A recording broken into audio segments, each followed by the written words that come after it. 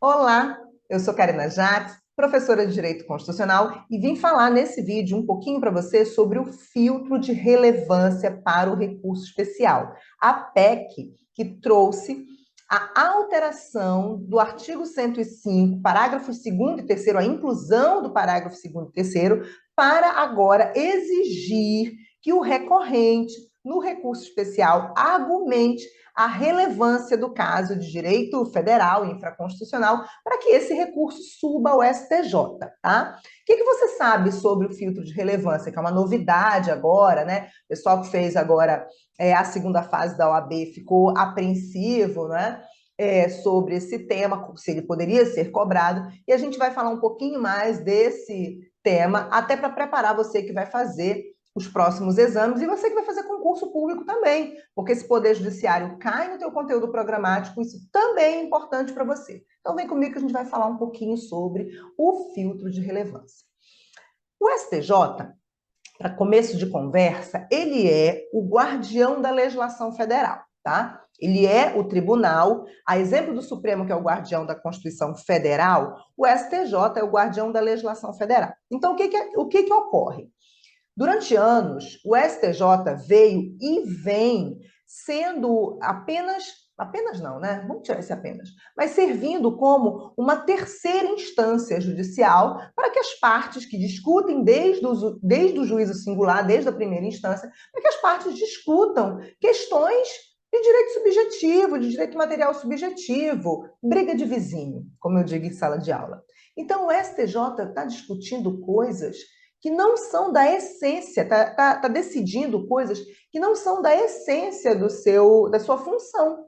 E há muito tempo havia esse pleito, havia essa demanda de que se criasse um filtro para que o STJ pudesse limitar a admissão desses recursos. A exemplo do filtro da repercussão geral que o STF tem desde a emenda 45 de 2004, porque a história era bem parecida para o Supremo Tribunal Federal, tá?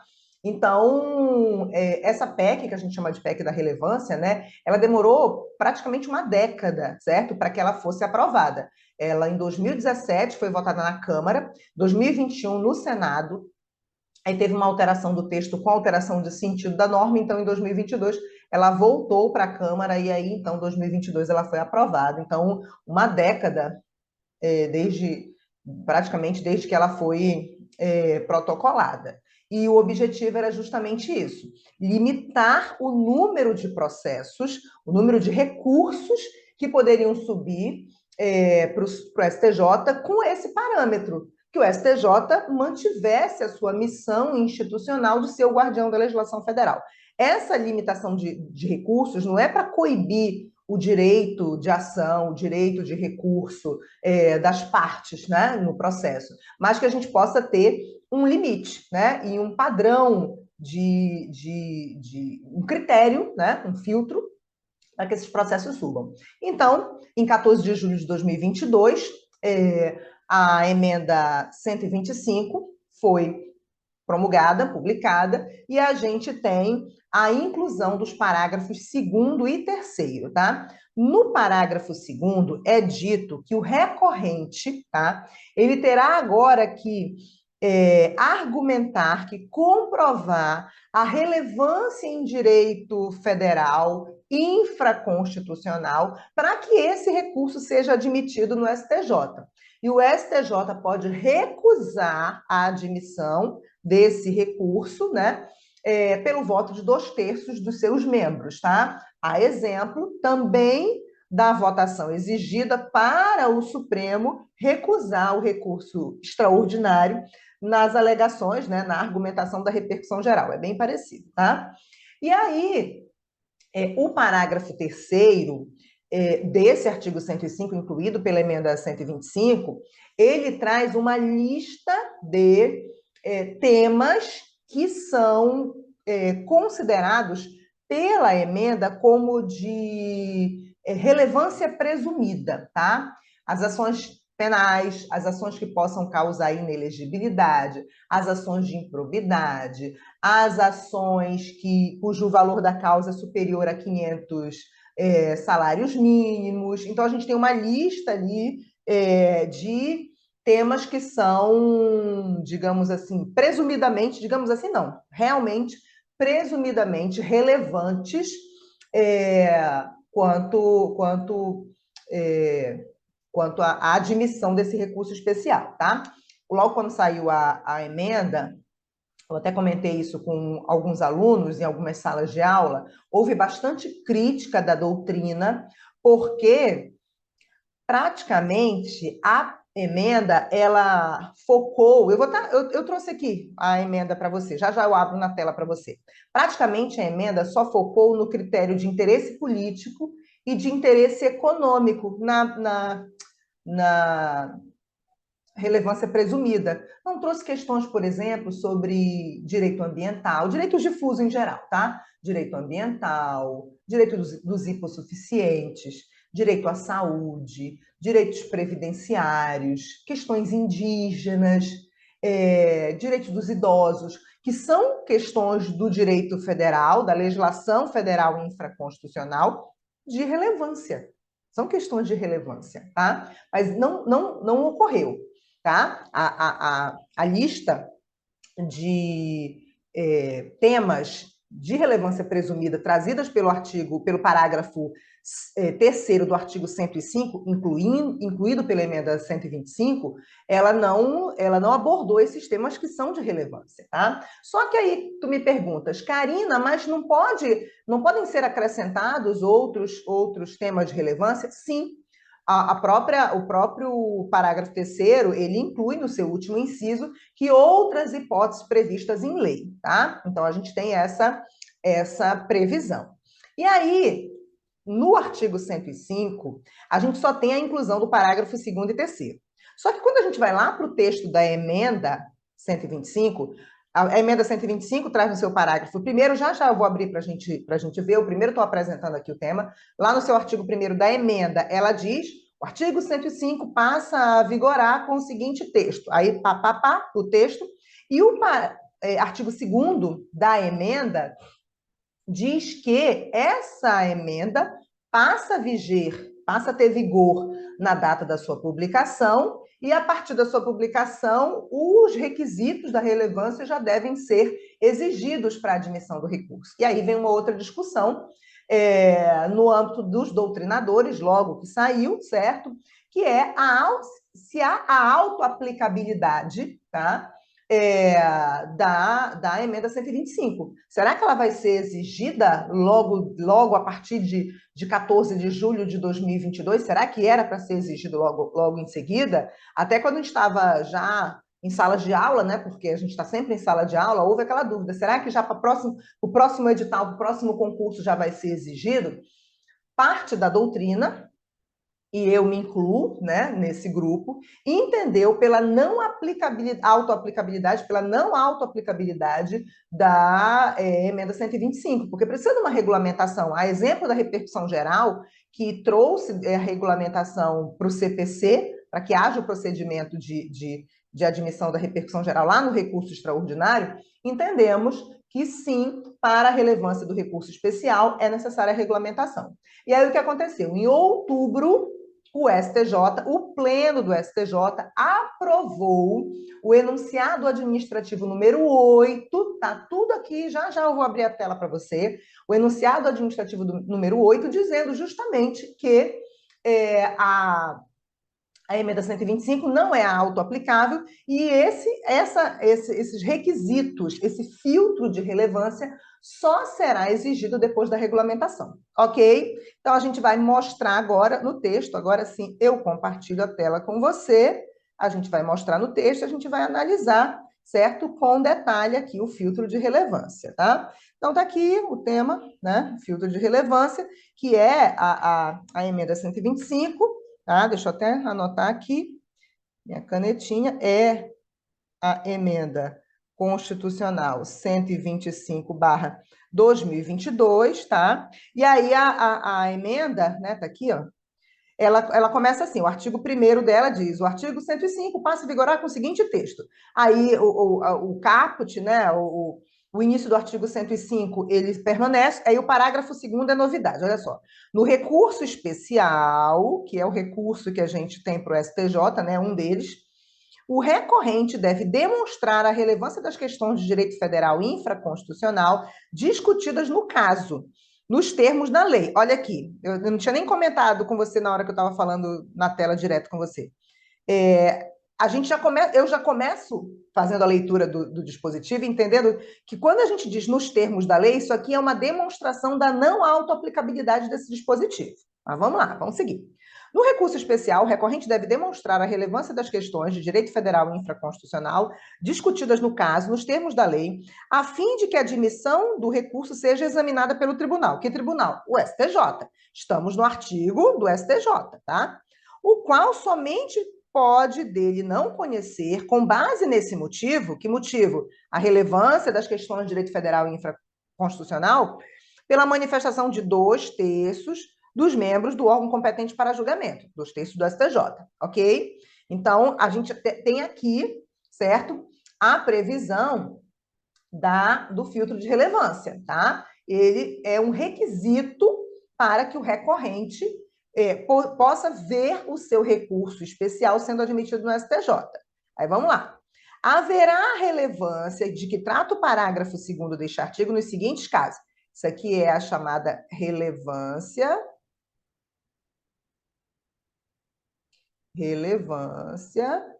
presumida. Relevância presumida. Haverá relevância de que trata o parágrafo 2º deste artigo em que caso? Ações penais, ações de improbidade administrativa, ações cujo valor da causa ultrapasse 500 salários mínimos, ações que possam gerar inelegibilidade, hipótese em que o acórdão recorrido contrariar a jurisprudência dominante do Superior Tribunal de Justiça, que é do Superior Tribunal de Justiça, e outras hipóteses previstas em lei. Então, a gente pode ter outras relevâncias presumidas previstas em lei que vai regulamentar o tema. Então, a gente entende aqui, por exemplo,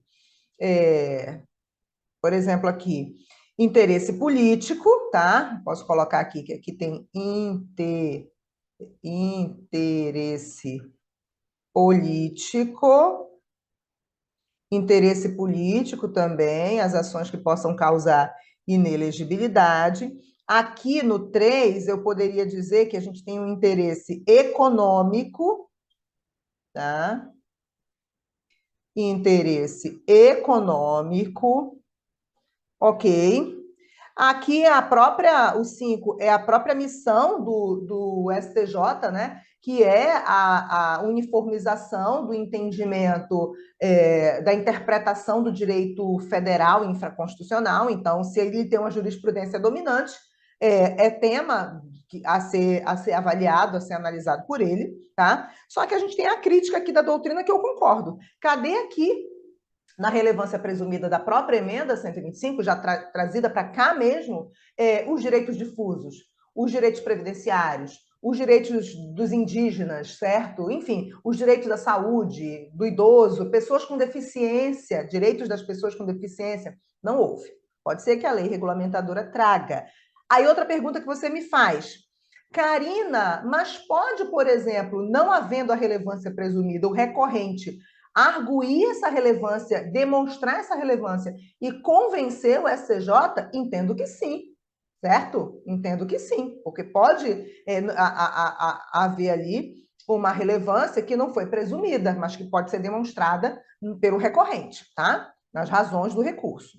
E aí a gente vai seguir para falar sobre a autoaplicabilidade. Aí eu trago para você aqui a própria emenda, tá? Tá pequeno porque eu fiz um print do site do Planalto, mas está aqui, olha, o artigo 1º da emenda 125, que ele diz: o artigo 105 da Constituição passa a vigorar com as seguintes alterações. Aí 105, parágrafo 1º e 2º, que a gente já viu aqui, ó.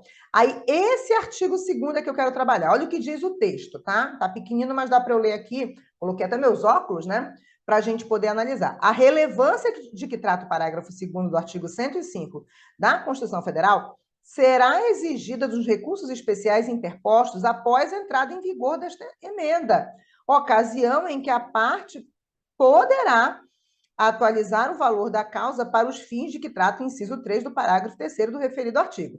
Esta emenda constitucional entra em vigor na data da sua publicação, Brasília, 14 de julho de 2022.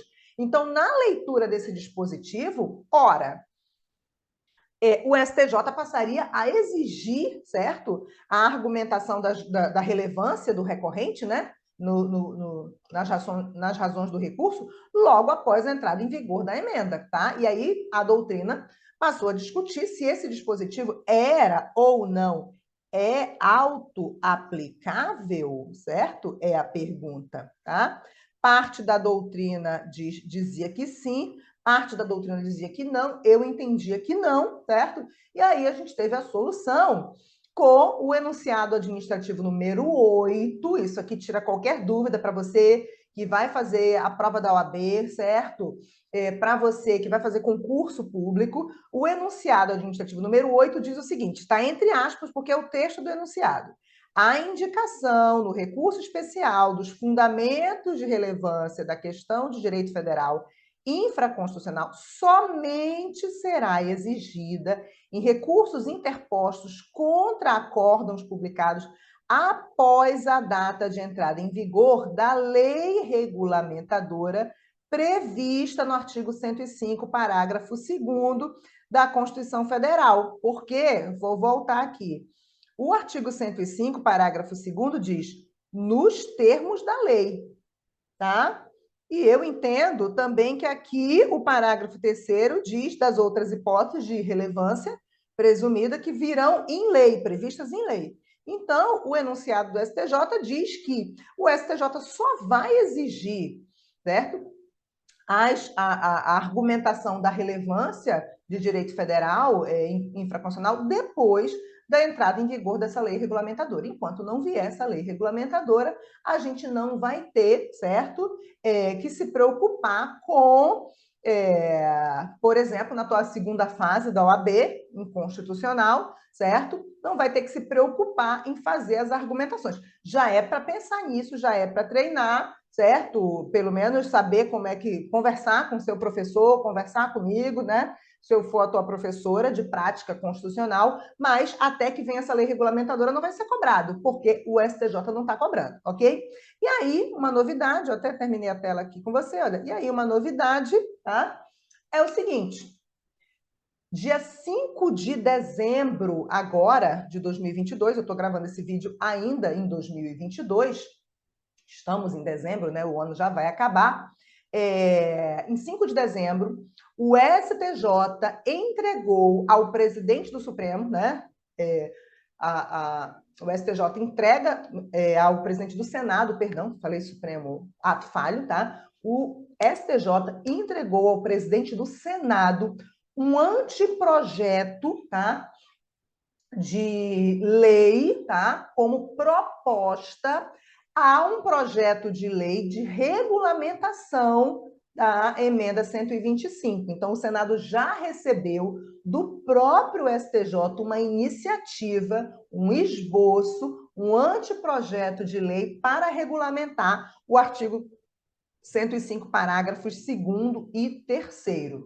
Este anteprojeto de lei ainda vai virar projeto de lei, não é? Há interesse do STJ nisso, tá? Porque ele quer que efetivamente a sua missão institucional seja respeitada. Qual? Aquela que eu falei no início do vídeo, de ser o guardião da legislação federal.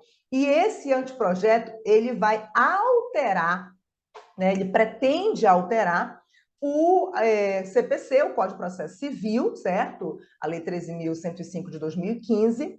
E o texto desse anteprojeto é bem parecido com o texto da Lei Regulamentadora da Repercussão Geral, que foi o filtro, né, de repercussão geral, que foi incluído pela emenda 45 em 2004 para o recurso extraordinário. Então, caso se encaminhe nesses termos, a gente vai ter uma alteração no CPC, tá? Caso esse anteprojeto se encaminhe dessa forma, para trazer a regulamentação da PEC da relevância, tá bom? Então, a gente encerra esse vídeo com um esclarecimento sobre o recurso especial. A minha obra Prática Constitucional já traz, certo? Uma observação sobre isso, sobre esse tema. A gente já tem, certo? A abordagem nessa nossa edição que está saindo agora. E a gente vai trazer aqui nos meus canais, tanto no YouTube quanto no Instagram, nos meus canais, atualizações para vocês desse anteprojeto de lei, tá bom? E se você tiver alguma dúvida sobre recurso especial, ou sobre o filtro da relevância no recurso especial, ou sobre outro tema de constitucional, comente aqui embaixo, que eu sempre acompanho os comentários e trago essas novidades para você, tá bom? Tchau, tchau!